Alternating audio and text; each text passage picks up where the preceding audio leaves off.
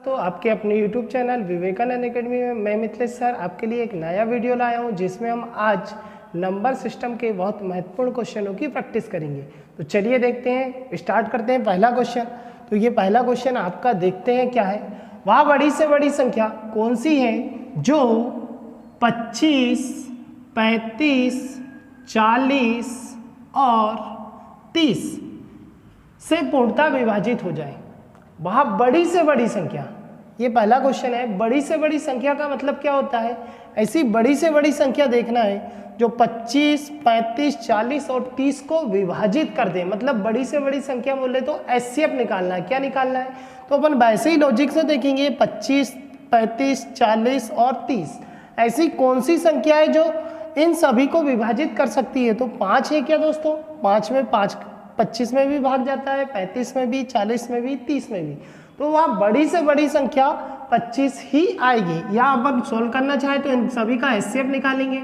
इसमें 5 से भाग देंगे तो ये 5 आएगा, फिर 5 से भाग देंगे तो क्या आएगा? 1। वैसे ही ये 35 के गुणनखंड निकालेंगे तो 5 से देंगे तो क्या आएगा? 7, 7 से देंगे तो क्या आएगा? 1। 40 में निकालना चाहे तो 40 में देंगे, 5 से देंगे तो क्या आएगा? 8, 8 में 2 से देंगे तो क्या आएगा? 4, 2 से देंगे तो क्या आएगा? 2, 2 से देंगे तो फिर 1 आएगा। फिर ये 30 में भी वैसे ही देंगे, 5 से भाग देंगे तो क्या आएगा? 6, फिर 3 से देंगे तो 2, 2 से देंगे तो क्या आएगा? 1। तो यहाँ देखते हैं सभी में दोस्तों 5 कॉमन आ रहा है, तो वह बड़ी से बड़ी संख्या 5 ही होगी जो सभी को पूर्णतः विभाजित कर देगी। तो ये था अपना पहला क्वेश्चन। जब भी अगर ऐसा कोई भी क्वेश्चन आता है जिसमें बड़ी से बड़ी संख्या पूछे तो उस कंडीशन में हमेशा अपन को क्या लेना है? एचसीएफ लेना है। क्या लेना है? एचसीएफ। चलिए सेकंड क्वेश्चन देखते हैं। तो सेकंड क्वेश्चन ये देखते हैं क्या है। 3 क्रमागत विषम पूर्णांकों में से पहले का 3 गुना तीसरे के 2 गुने से 3 अधिक है। तो तीसरा पूर्णांक क्या है? क्या बोला दोस्तों कि 3 क्रमागत विषम पूर्णांक। अब विषम पूर्णांक बोले तो विषम संख्या क्या होती है? 1, 3, 5, 7 ऐसी संख्या होती है। तो 3 क्रमागत विषम पूर्णांक है तो 1, 3, 5, 7 होती है। तो हर संख्या 2, 2 के बाद आती है। तो सबसे छोटा पूर्णांक अपन मानेंगे क्या? x। तो दूसरा पूर्णांक क्या होगा? x+2 और तीसरा पूर्णांक क्या होगा? x+4।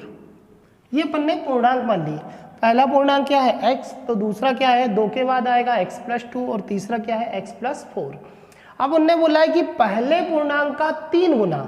पहले पूर्णांक क्या 3 गुना बोला है? तो पहला पूर्णांक क्या है? x, इसका 3 गुना मतलब 3 से गुना कर देते हैं। पहले का 3 गुना तीसरे पूर्णांक के 2 गुने से 3 अधिक है। तो तीसरा पूर्णांक क्या है? x+4, इसके 2 गुने से 3 ज्यादा बोल रहा है तो 2 गुना भी इधर जोड़ देंगे और 3 भी इधर ही जोड़ देंगे तो दोनों कैसे हो जाएंगे? बराबर। एक बार और देखेंगे। पहला पूर्णांक x है, इसका 3 गुना दूसरे पूर्णांक के 2 गुने से 3 ज्यादा, तो दूसरा पूर्णांक को 2 गुना भी कर दिए और 3 जोड़ दिए के बराबर हो जाएंगे। ये बराबर हो जाएंगे क्योंकि ये 3 गुना इसका 2 गुने से 3 ज़्यादा, दोनों बराबर हो जाएंगे। चलिए सोल्व करते हैं। ये होगा 3x बराबर, ये हो जाएगा 2x + 4 दूना 8 + 3। 2 में से 3 जाएगा तो क्या आएगा? x और 8 और 3 क्या आएगा? 11। तो ये अपना x का मान 11 आया। मतलब सबसे छोटा पूर्णांक क्या है अपना? 11। उसके बाद वाला पूर्णांक क्या होगा? 13। उसके बाद वाला पूर्णांक क्या होगा? 15। पूछा था कि तीसरा पूर्णांक क्या होगा, तो तीसरा पूर्णांक आएगा अपना 15। ये अपना आंसर होगा। चलिए अगले क्वेश्चन की ओर देखते हैं। अगला क्वेश्चन क्या कह रहा है?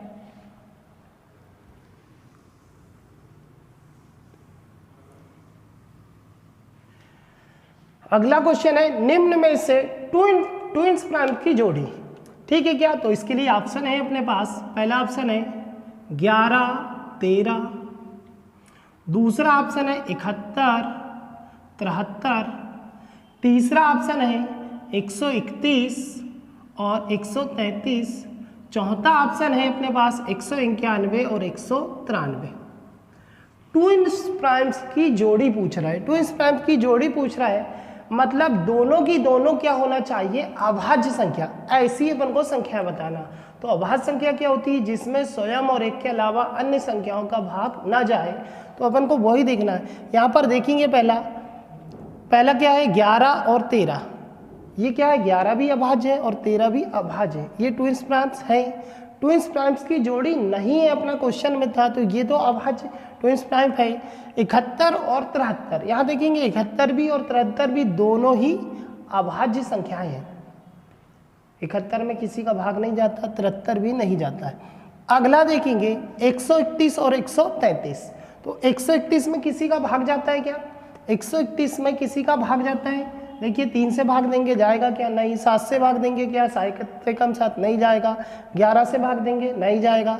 133 में भाग जाता है क्या? 3 का तो नहीं जाता, 7 का जरूर जाता है, इसमें 7 का भाग चला जाता है। तो ये संख्या जो है ट्विंस प्राइम की जोड़ी नहीं होगी। ये ऑप्शन था अपना जो तीसरा। 131 तो अभाज्य संख्या है, पर 133 भाज्य संख्या है, क्योंकि इसमें 19 और 7 का भाग जाता है। तो उन्होंने बोला निम्न में से कौन सी जोड़ी ट्विंस प्राइम की नहीं है, तो यही अपना आंसर आएगा। दोनों अभाज्य संख्याएं नहीं है, ऐसा कौन सी संख्या? तो यही है। इन दोनों में भी किसी का भाग नहीं जाता, ये ट्विंस प्राइम है। दोनों अभाज्य जुड़वा अभाज्य संख्याएं हैं।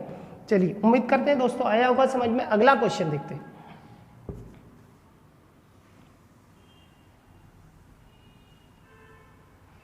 अगला क्वेश्चन है, निम्न में संयुक्त संख्या कौन सी है? संयुक्त संख्या कौन सी है? इसके ऑप्शन है 209, दूसरा ऑप्शन है 203, अगला ऑप्शन है 161 और अगला ऑप्शन है 109।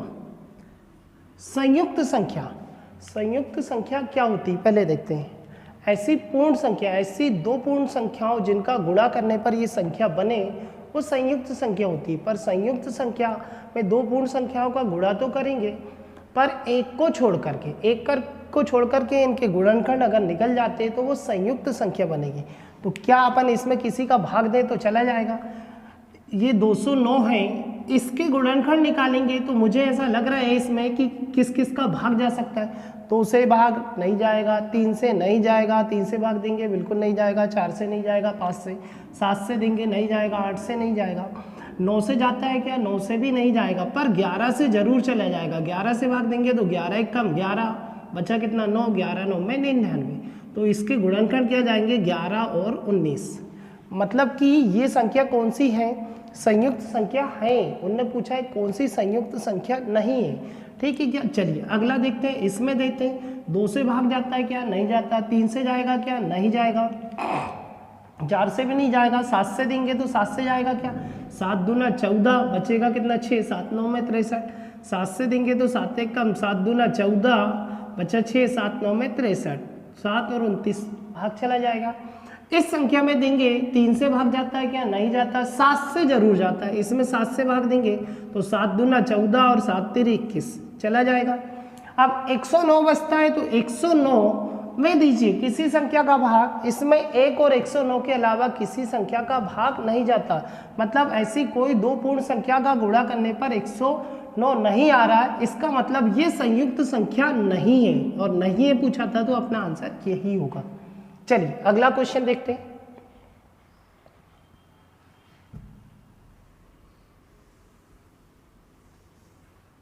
चलिए नेक्स्ट क्वेश्चन देखते हैं क्या कह रहा है।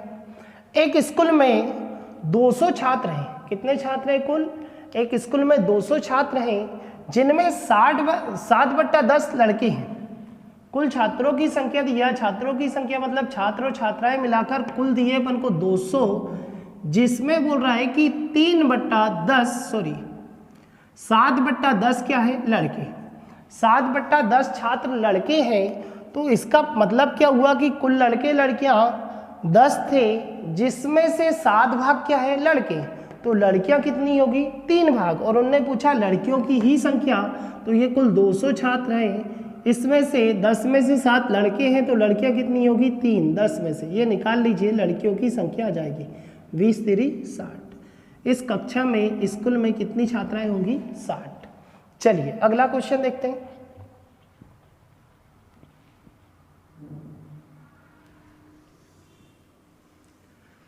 अगला क्वेश्चन है, 3 क्रमागत सम संख्याओं का योग 42 है।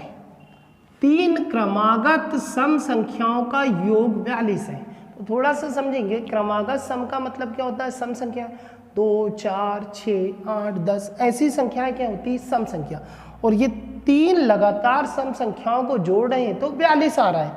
जब संख्या के योग में अगर संख्या का भाग दे दे तो क्या आ जाता है औसत। तो एक बहुत अच्छा तरीका बताते हैं, 3 संख्या का योग 42 है तो अपन डायरेक्ट यहाँ पर 3 का भाग देंगे तो इनका औसत आ जाएगा।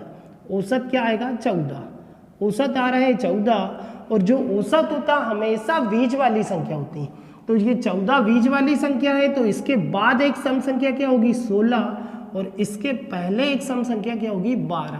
अपन से पूछा कौन सी संख्या है, मध्य वाली संख्या। तो मध्य वाली संख्या मतलब औसत ही होता है, तो कुल मिलाकर अपन को 3 से भाग देना, अपना डायरेक्ट आंसर आ जाएगा 14 जी, जो कि मध्य वाली संख्या आएगी। मध्य वाली संख्या मतलब औसत, या x मानकर भी सॉल्व कर सकते हैं, पर इससे बहुत आसानी से ला सकते हैं अपन। सम बोला तो सम लेंगे, विषम बोला तो विषम लेंगे, लगातार बोला तो गिनती की संख्या लेंगे। योग दिया था 42, इसमें 3 का भाग देंगे तो औसत आएगा, और औसत ही मध्य वाली संख्या होती है। चलिए अगला क्वेश्चन देखते हैं।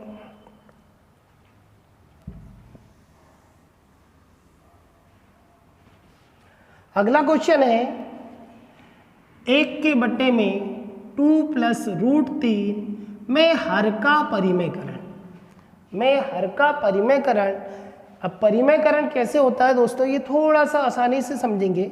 यदि कोई संख्या लिखी है 1 के बट्टे में 3 - 2 लिखा है, सिंपल, इसका परिमेयकरण करना हो, या √3 - √2 लिखा हो 1 के बट्टे में, तो जब भी अगर संख्या नीचे से ऊपर जाती है तो प्लस का माइनस हो जाती है और माइनस का प्लस हो जाती है। ये बहुत अच्छा शॉर्टकट बता रहे हैं। तो ये संख्या जो है ऊपर परिमेयकरण करेंगे डायरेक्ट आंसर लिखने के लिए, तो यहाँ 3 हो जाएगा, माइनस था तो प्लस लिखेंगे और √2 लिख देंगे, माइनस का क्या लिख देंगे प्लस कर देंगे, और नीचे इन दोनों संख्याओं के वर्गों का अंतर लिखना है। क्या लिखना है, नीचे दोनों संख्याओं के वर्गों का अंतर।